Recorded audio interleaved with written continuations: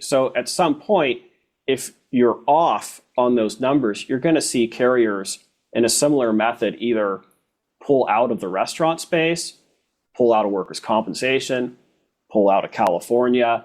Welcome to the Self-Insurance Podcast brought to you by CRMBC. Every week, we're interviewing industry experts, restaurant operators, and brokers to talk about the world of workers' comp self-insurance in California. My name is K.S. Stanley, and I'm the CEO of CRMBC, California's only restaurant workers' comp self-insured group. Today, I'm joined by Chad Hoxie, Executive Vice President for Alliant Insurance Services. Welcome, Chad. Excited to be here. Thanks for having me.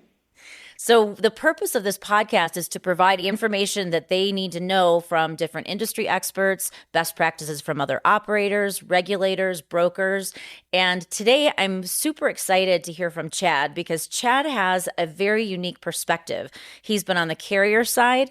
He's been on the broker side. He's been on the underwriting side. So all of the different aspects that go into creating a self-insurance group, Chad, you've sat in every single one of these seats. Tell us a little bit about your background and how you got here. Yeah. So actually, I'm one of those odd people who wanted to go into insurance in college. That was the plan. I don't run into many people like that. So right out of college, I went into insurance. I've worked in several roles from audit, underwriting, claims adjusting, compliance roles. That included I've done rate filings, form filings, building pricing algorithms, and really treated that as sort of a secondary education with the goal to learn and absorb as much as I could on the insurance carrier side of the business, and then move into a client supporting role on the brokerage side to really help clients, restaurant operators navigate the world of insurance. It's especially interesting to talk to you because Alliant really has been around since this group formed over 20 years ago. And for people who aren't aware of how this works, when a self-insured group forms, it's people in a common industry coming together, deciding that they want to self-insure a risk. And in our case, it's workers' comp. And there's very specific rules about how we form the group. We have a board of trustees. We've got our underwriting. We've got our administrator, our third-party administrator. And then we've got a broker community that works with us to both educate members, to bring members in. And at the time that this group was started over 20 years ago, there were certain market conditions that we're sort of seeing hints of happening again now. And Chad, I wanted to have you on to talk about these market conditions and how it impacted why CRMBC formed in the first place, but then all the ups and downs that we're seeing and where we are today. So can you talk a little bit about those market conditions? Yeah, absolutely. So if we think of insurance, it's a cyclical industry. So much like other cyclical industries we see highs and lows with the pricing. We see a lot of variability come through with pricing driven by various dynamics. And what we saw around the time frame that CRMBC came into formation was a massive exodus of insurance carriers leaving California. And this was creating a supply and demand issue. When early 2000s, we saw the 10 largest insurers controlling about 80% of the market. So the supply and demand was really skewed. What the goal and the purpose of CRMBC is it brought some like-minded restaurant operators together to more or less create safe harbor from the market dynamics. And it brought stability into the restaurant owners' lives as we saw the market going through these changes. Which is especially important to know because sometimes brokers and members can get stuck with the next shiny object and they think, oh, I'm getting this low rate over here. I'm going to leave, or I'm getting a better deal. And they don't realize that some of that is artificially created because traditional insurance carriers have a much larger risk pool. So they have the ability to buy rate, but it's artificially low, so they're not collecting enough to cover a member's claims, and they end up adjusting that at some point. And talk a little bit about that phenomenon. Yeah, so the rate environment in California is extremely dynamic. And if you look at a historical basis, you can see significant swings with highs and lows. And for example, if we look at the average charged rates per $100 of payroll across all industries, using 2003 as an example, we saw an average charged rate per 100 of $6.32. 2009, that was down to $2.18. And it's really interesting because just as our restaurateurs are trying to manage their company financials, their balance sheet, their P&L, you have insurance companies doing the same. And there's multiple dynamics. So one, you're going to have the unknown of what are we ultimately going to pay out on these claims. So in California, where you can have claims go on for maybe 7 years, as an insurance company, you don't know your cost of goods sold for 7 years. And if you're not used to writing a certain industry, so say you think, hey, restaurants look great, let's go start writing restaurants. If you're not familiar with restaurants, there can be a lot of unpredictability in those results. The other aspects that come into play is just what are carriers doing as far as their growth plans, their exit plans. There's all these different things that become unknowns that in a self-insured group, as we're a member-owned organization, and there's so much clarity in what the mission of the group is. The plans to be a stable market in California, like basic end of story. And it's a really good point, because those of us in the industry know that rates have been artificially low for a long time. And there's going to be a correction at some point. And that's one of the things that people are talking about with regard to the market. None of us have a crystal ball, but we can learn from the past and we can learn from the cycles that we've seen in the past. So based on what you saw from 20 years ago and what's happening right now, what do you think is happening in the market right now? So it gets really interesting when we see the dynamic of a group of carriers chasing business, and more or less, you have some new entrants to the market that are quite frankly trying to gain market share, as they should be. But what happens is you get this competitive environment where maybe the actuarial isn't lining up with what the rate's going to be. So at some point, if you're off on those numbers, you're going to see carriers in a similar method either pull out of the restaurant space, pull out of workers' compensation, pull out of California.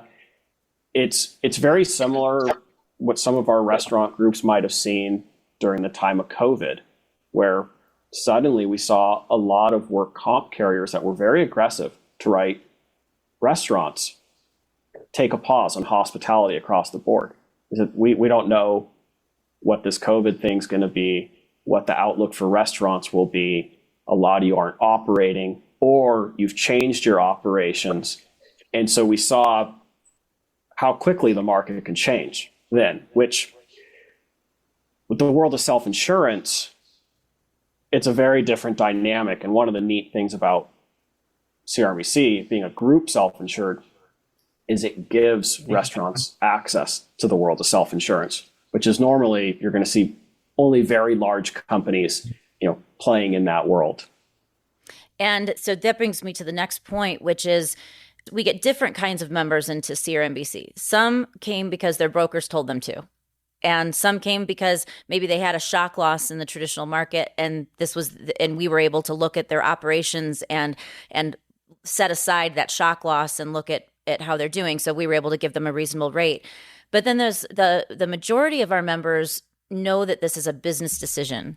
It's not a commodity. They're joining a self-insured group because they understand the benefits of self-insuring. And you mentioned it earlier about the stability of a self-insured group. And we say it all the time. Over the last century, self-insured has been steadier than any other type of insurance, and that's the reality. But some people are always going to jump ship because they say, oh, I got a lower rate today. But to your point, over time, a self-insured group or self-insurance in general is just the steadier option. And you can speak more to that too. Yeah. And what gets really interesting when you look at things from that perspective, sometimes if I see a really low rate, I want to think about it in the same way of how could I afford to put a rate this cheap out? where are my claims? How are those getting handled? What does the claims team look like? What is my underwriting? What does my loss control look like? Am I really just getting a piece of paper that's going to satisfy my requirement to have work comp? Or am I really getting a resource that knows, understands, and can support my industry? And sometimes when you see those very low prices, again, kind of going back to your own P&L, there's going to be something that's missing. And so we do see that sometimes. But one of the nice things, going back to some of the people that have come into CRMBC and what we hear from them as what's really changed the game for them, is now we have underwriters that just underwrite restaurants, loss control, they're just doing loss control on restaurants, claims adjusters that are just doing claims on restaurants. Then add in the fact that we're all working in a collaborative environment where all the other restaurant operators are members that want to see you succeed. And so the communication from that aspect is really different from something you'll see in any other method of securing workers' compensation.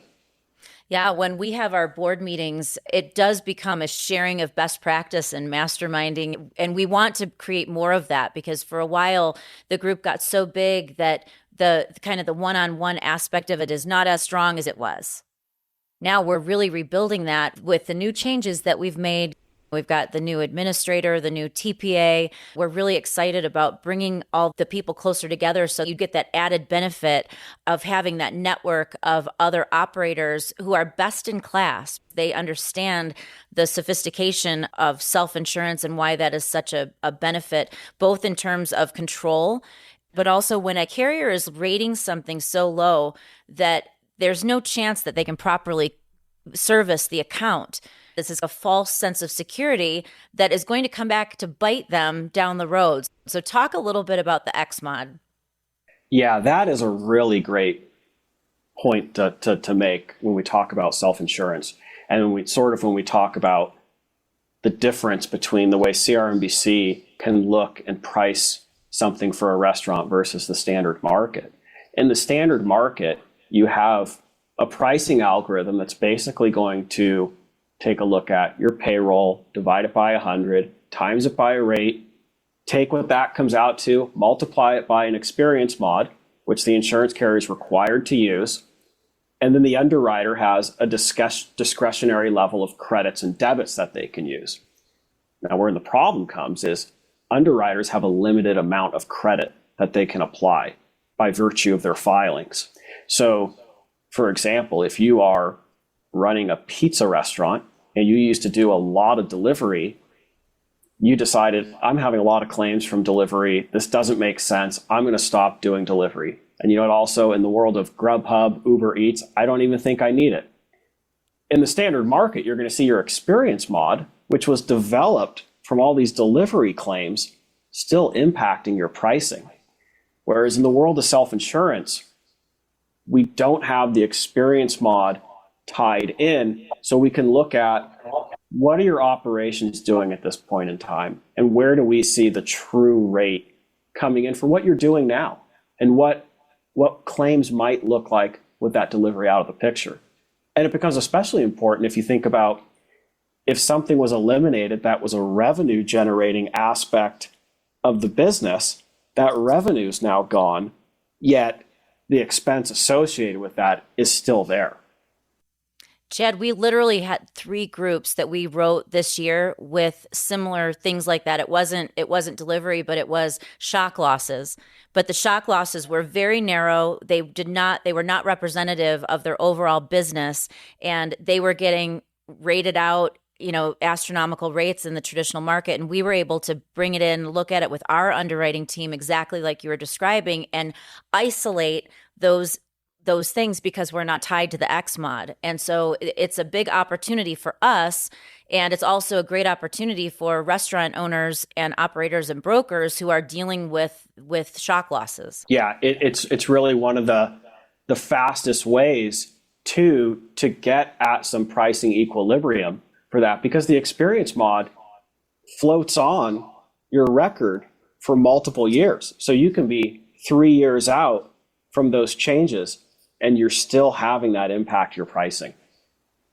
This has been such a great conversation. Thank you so much for this.